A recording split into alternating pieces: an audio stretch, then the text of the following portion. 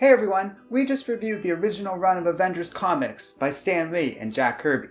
Now we're going to take things one step further as we look at the next era of Avengers comics by Roy Thomas, John and Sal Buschema, among others. With a gigantic run spanning over 70 issues, including content such as the Kree Skrull War, there's a lot to talk about when it comes to the strengths and weaknesses of these Avengers comics, and how it all came to an end. Let's begin.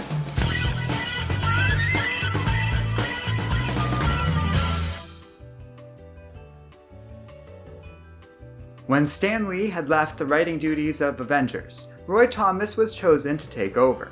He was among a handful of writers who had worked on the series before Stan Lee had fully stepped back, and my guess is that Thomas, then still in his late 20s, clearly showed some potential and was allowed to write the Avengers on a continuous basis starting at issue 35.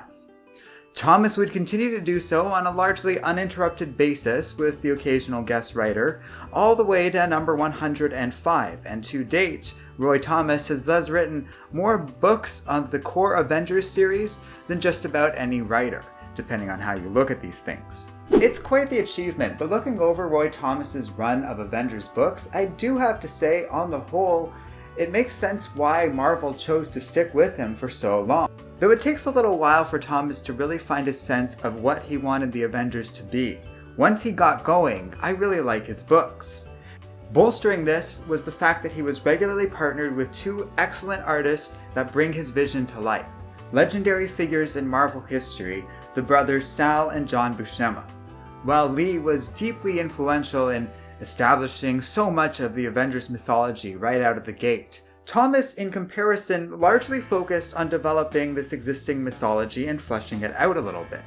He did great work in building up existing characters while increasing the scale and sophistication of Avengers stories as he shepherded the series through the 1960s and even into the early 70s, although that creative strength definitely wanes late into his time with the Avengers run.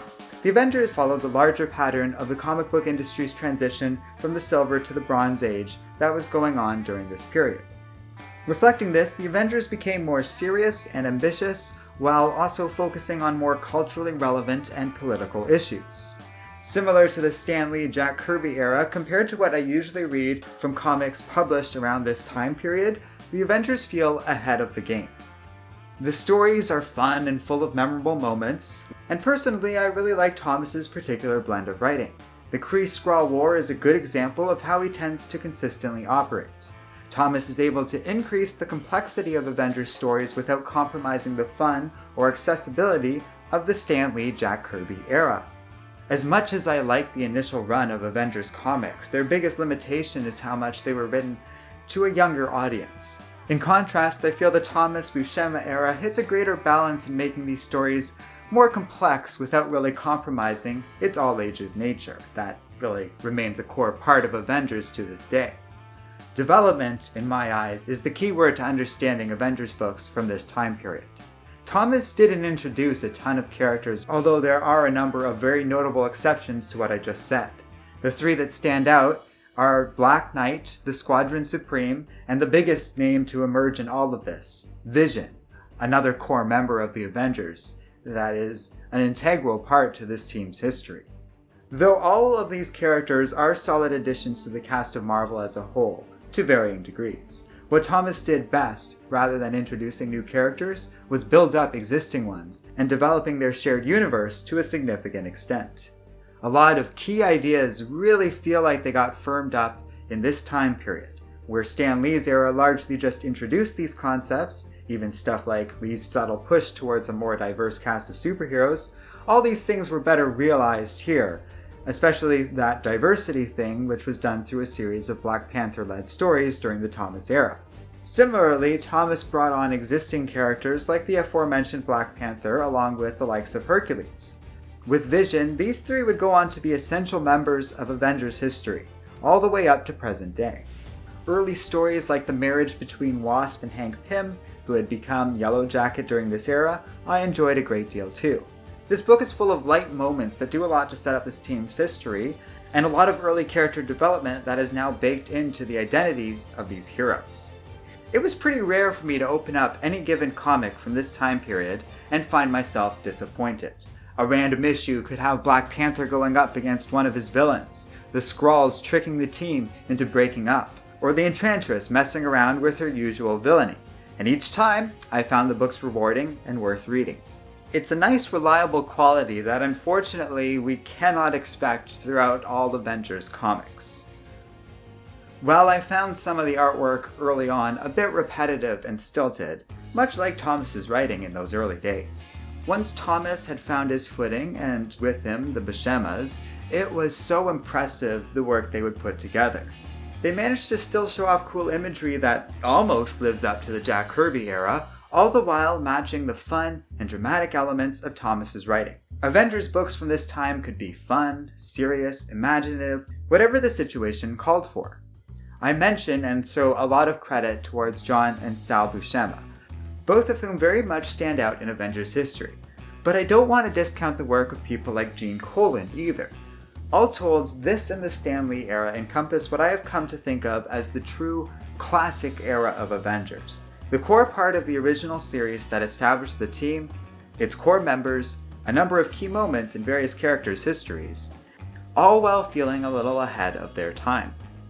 These books largely hold up in spite of being decades old and don't feel nearly as dated as other comics we'll talk about that come out later in Avengers history. And nothing will ever come after this in terms of Avengers chronology that would ever quite feel the same.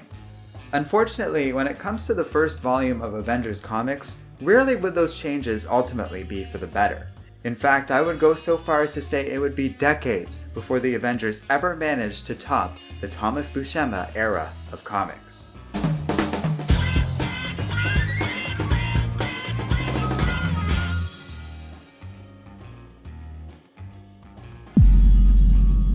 With a number of classic stories and having managed to fully express the potential of the Avengers that I think Stan Lee and Jack Kirby did a solid job of just setting up, this is a pretty critical part of the team's history. I gave it a slightly lower grade than Stan Lee's era because those comics are pretty great start to finish, with few limitations. And I find they still exist above and beyond what most other eras of Avengers comics ever managed to achieve. The Thomas Buschema era, in comparison, was also very solid and very nearly as good. But it takes a little while for Roy Thomas and the Buscemas to reach their full potential. 10 or so issues, in fact, which is a lot considering how, in the future, other writers and artists would be lucky to get that many issues at all. I also found, as I reached the end of this massive run, the stories did tend to dry up a little bit, creatively speaking.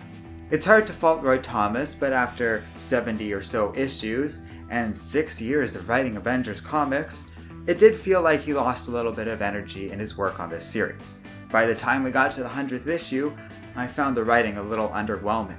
And it sets a very unfortunate trend when it comes to the 100-issue milestone books in the first volume of the Avengers. Overall, there are better Avengers comics out there than those written by Roy Thomas, but they are very, very rare. Now I will take a moment to say that I've gone pretty heavy in terms of support towards both Stan Lee and this Roy Thomas era of Avengers comics. I spent a lot of time thinking about whether or not those feelings were driven by nostalgia, but I will say this, I'm not done giving out A grades just yet, but it will be a while. These books do feel like they stand out when compared to the Avengers books that would follow, but when it comes to the modern age, where I should have no nostalgic feelings whatsoever, things will change. Not all of it's good, obviously, but I do have a lot more A grades to give, even if it's going to take us a decade or two to get around to that. So, with that in mind, stay tuned as we go into the Steve Englehart era of Avengers comics, and in my opinion, hit our first true misstep. Thanks for watching, guys, and we'll see you next time here on Comic Island.